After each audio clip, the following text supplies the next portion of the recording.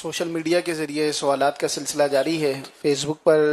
ایک سوال یہ آیا ہے کہ کیا عورتیں استخارہ کر سکتی ہیں اور کیا ان کا استخارہ کرنا صحیح ہے؟ کیا حرج ہے اس میں؟ حدیثوں میں جو استخارے کا ارشاد فرمایا گیا تو مطلقاً ہے، مرد کرے، عورت کرے، جوان کرے، بوڑھا کرے، سب کر سکتے ہیں۔ استخارے میں یہ ذہن میں رکھیے کہ استخارے سے یہ بعض بابا جی نے فائنل فیصلے دے رہے ہوتے ہیں، تو یہ نہیں ہوتا۔ استخارہ جو ہے اس نے علم غیب قطعی حاصل ہونے کے لیے نبی جو ہوتے ہیں یہ علم غیب قطعی یقینی علم غیب ان کو اللہ پاک کے ذریعے عطا ہوتا ہے، پھر نبی کے ذریعے اولیاء کرام کو، اور یعنی یوں اس طرح اس کی ترکیب ہے۔ تو اپنے طور پر تو یہ استخارے ہیں یا خواب ہیں، اس طرح کی بہت ساری کیٹیگریز بن سکتی ہیں، تو ان کے ذریعے یقینی علم غیب حاصل نہیں ہوتا، نبی کے ذریعے ہوتا ہے، اور نبی کو اللہ کے ذریعے ہوتا ہے۔ یہ ایک عقیدے کی بات میں نرس کر دی۔ تو استخارے سے ایک ظنی ہوتا ہے استخارہ، جیسے طب سارا ظنی ہوتا ہے، ڈاکٹری کہ علاج یقینی نہیں ہے، بخار آتا ہے ساری دوائیں آزما لیتے ہیں، بخار کا مریض دم توڑ جاتا ہے، علاج یقینی نہیں ہوتا۔ اس طرح جتنے ٹیسٹ ہوتے ہیں، الٹرا ساؤنڈ، یہ سب یقینی نہیں ہوتے، یہ سب ظنی کہلاتے ہیں، یعنی کہ ایسا بہت ممکن ہے کہ ایسا ہی ہو، لیکن بعض اوقات نہیں ہوتا۔ ایسے عجیب و غریب کیس ہوتے ہیں بعض اوقات، یعنی کہ ایک طبقہ پایا جاتا ہے ہمارے ہاں جو مطلب یعنی کہ بیٹی کی ولادت کو پسند نہیں کرتا، اور یہ اللہ پاک اس سوچ کو ہماری تبدیل فرما دے جن کی ہے کہ یہ کفار کی سوچ تھی، اصل وہ بیٹی کو پسند نہیں کرتے تھے، وہ زندہ دفن کر دیتے تھے۔ اب معاذ اللہ مسلمانوں میں بھی ایسی کیٹیگری ہے مطلب جو پسند نہیں کرتے۔ تو اسی طرح کا ایک آدمی تھا، تو اس کے یہاں کوئی بیٹی تھی یا بیٹیاں تھیں،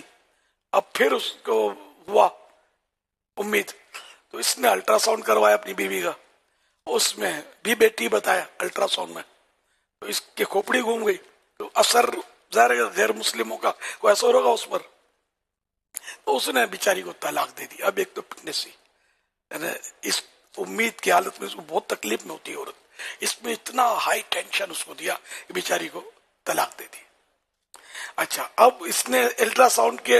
اس پر اعتماد کر کے طلاق دے دی، اگرچہ کنفرم بھی پتا ہو جائے کوئی سی صورت ہو، اول تو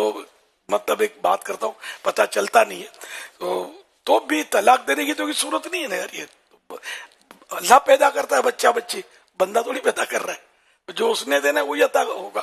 تو خیر تو طلاق دے دی، اور اتفاق سے اس عورت کو بیٹا پیدا ہوا، اور اس نے یہ تو بازی ہار چکا تھا، اب کتنی اس کی ناک کٹی ہوگی، کتنا ذلیل ہوا ہوگا اس شخص، اور کتنا لوگوں نے اس کو برا بھلا کہا ہوگا، اس سے بیچاری کو اس وجہ سے کیا یہ خدا ہے، یہ خالق ہے، یہ پیدا کرے گی، اس کے ہاتھ میں کہ بچہ پیدا کرے یا بچی پیدا کرے۔ تو یوں مطلب ایسی سوچیں کہ بیٹیاں جس کو ہوتی ہیں تو معاذ اللہ سمجھتے ہیں منو سے عورت، ارے بھائی تو یہ تھوڑی پیدا کرتی ہے یار، تم تو خدا کو ماننے والے ہو، کیسی بات کر رہے ہو یار، تو رب نے دینا ہے جو بھی دینا ہے، بیٹی دینی ہے، بیٹا دینا ہے، نہیں دینا جو بھی ہے، یا اللہ ہم تیرے بندے ہیں، بس یہ ذہن بنا لو، یا اللہ ہم تجھ سے راضی ہیں، نہ تو جس حال میں بھی رکھے، جو دے جو نہ دے ہم تجھ سے راضی ہیں، رب کے دروازے کے سوا بھلا دروازہ ہے کون سا جس پر ہم جائیں گے؟ اس لیے اپنا ذہن جو ہے نا اسلامی ذہن بنائیے، صحیح اسلامی ذہن۔ ایک تو ہوتا ہے نا گناہ، واقعی وہ بھی گناہ ہے، نہیں ہونا چاہیے، لیکن میرے ایمانیات کے مسائل جو ہے نا یہ بہت مطلب خطرناک صورت اختیار کر جاتے ہیں بعض اوقات، اس میں آدمی کب کفر میں جا کے پڑ جائے پتہ نہیں، اس لیے اللہ پر پورا اعتماد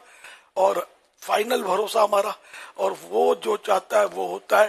سب چاہے کچھ نہیں ہوگا، رب چاہے وہی ہوگا۔ ہاں جب رب چاہے گا تو کوئی بھی بندہ چاہے گا وہ ہو جائے گا، تو اصل میں تو رب نے چاہا اسی لیے ہوا، ورنہ نہ ہوتا۔ صلو علی الحبیب صلی اللہ علیہ محمد۔